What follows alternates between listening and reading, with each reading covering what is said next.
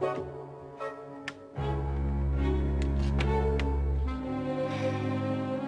don't know what I'd do without you, Jeeves.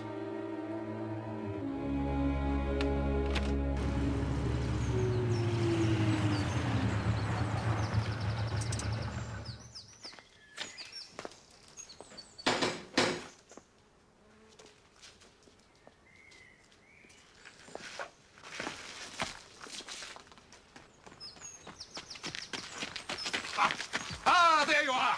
Hope I haven't kept you waiting. Having rugger practice. Come in, my dear fellow, come in.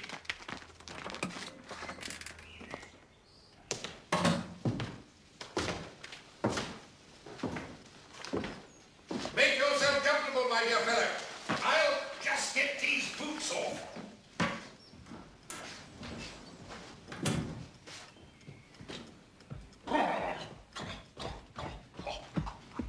See me in the centre there, holding the ball.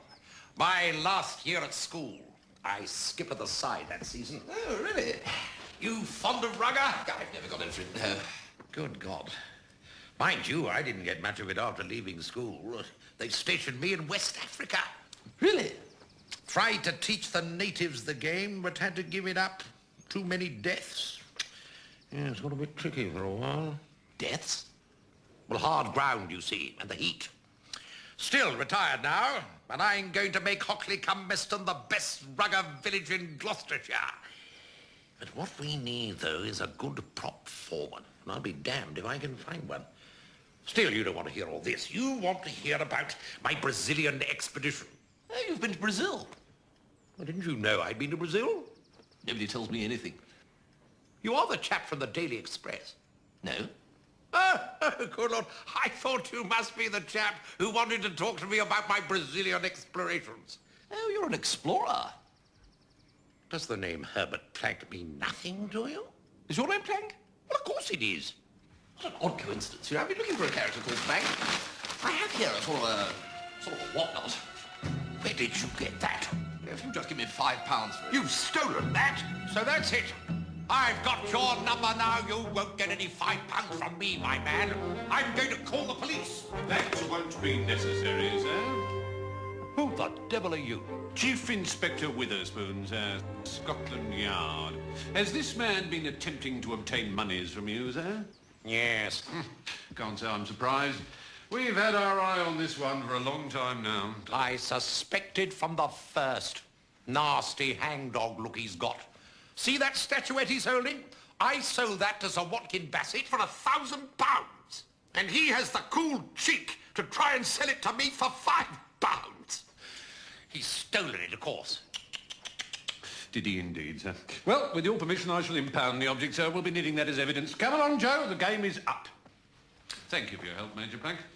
Alpine Joe, we call him, sir, on account of his peculiar headgear. Yeah, he's got it with him now. Yes, he never moves without it, sir. You'd think he'd have the sense to adopt some rude disguise. But then the likes of you and I will never understand the criminal mind. Come on, Joe.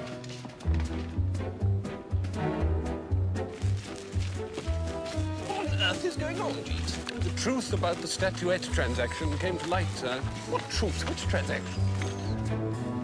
There is no foundation for the story that Sir Watkin told Mr. Travers, sir.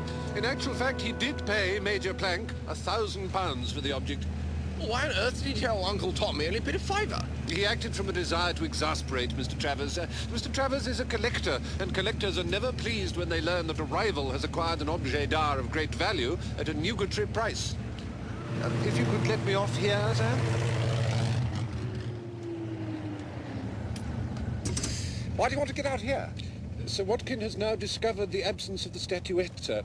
Constable Oates and the Earl of Sidcup are conducting the investigation together. Oh, my Lord, Jeeves. Two minds with not a single thought. Indeed, sir. I think it wise if I alight here with the statuette and smuggle it into the dining room.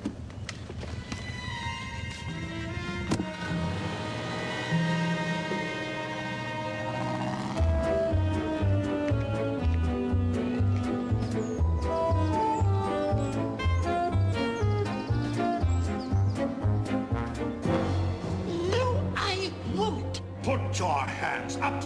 I'm going to search you, Fink Nuttle, if it's the last thing I do. You are not. I'm going to talk to our host about this. Come Come back here! No. All right, Mr. Wooster, sir. You stay right where you are, sir, while I searches of you. No, you blasted well don't. Is he giving you trouble, Oates? Don't you worry yourself, Lord Sidcup, sir. I has my own ways of dealing with desperados. Why didn't you just tell me what it is you're looking for? Sir Watkins' priceless African totem has disappeared. Oh, rot.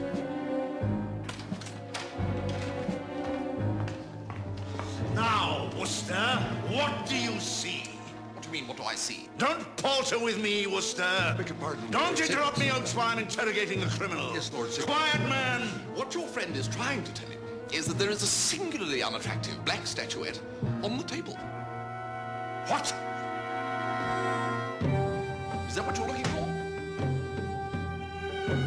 You wily devil, Wooster. Pish. What's the meaning of this, Oates? Well, I wasn't trying Don't bandy words with me. Don't. Ow. Lord Sidcup, sir. I'm furious with Augustus. Oh, surely not. He was so rude about Roderick. Never. He said to Daddy that he was sick and tired of seeing Roderick clumping about the place as if it belonged to him, and if Daddy had an ounce more sense than a billiard ball, he would charge him rent. He was most offensive. Well, he said it with a light laugh. No, Well, he might not have noticed it. Very easy to miss these light laughs. he was harsh and bitter. He's been like this for a long time. Are you sure, Madeline, that you're altogether wise in confining Gussie to carrots and cabbage and the like? He simply needs a mutton chop or two under his belt. And he's not going to have them. If he ever eats the flesh of animals slain in anger, I will have nothing more to do with him. And then she just biffed off. Most disturbing, sir. Well, there we have it, you see. On the one hand, Madeline's strong anti-flesh bias, and on the other, Gussie's firm determination to get all the cuts off the joint that are coming to him. What, I ask myself, will the harvest be? Well, sir, perhaps you could persuade Mr. Finknottle to apologise to Sir Watkin and Lord Sidcup, and this might ameliorate the tension between himself and Miss Bassett to some extent. Well, I can try it, I suppose. But you know what Mr. Finknottle is like once he gets the bit between his teeth?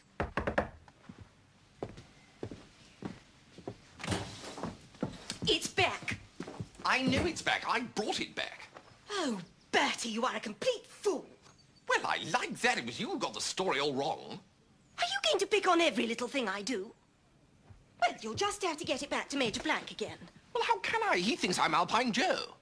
Who? And anyway, unless he gives me £1,000 for it, the curse will fall on me. Well, get him to give you the £1,000 then.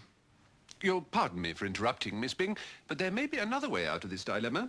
The object is a totem for the Umgali people. Is it? The Umgali believe that the tribal chief can shortcut the rather laborious procedure for the return of a totem by personally laying claim to it using a particular form of words. A spell, you mean? I should not like to go so far as to say that, miss, but I have been in telephonic communication with the Zynegian High Commission, and it so happens that the chief of the Umgali is in London at the moment. Jeeves, that's wonderful. The High Commission is of the opinion that the chief will be most interested in recovering the object for his tribe. And you think my uncle is just going to hand it over? I understand that the chief of the Umgali has certain powers, miss, which might make his demands irresistible. Well, I wish him luck with Uncle Watkin. But if we don't stop that thing from influencing him, by making him refuse to give Harold a vicarage, we know what will happen, don't we, Bertie? Oh, now look, Stiffy. Little bird will chirrup in Madeline's ear about Gussie getting illicit steak and kidney. And then Madeline will be looking for a new victim to inflict the turnip torture on.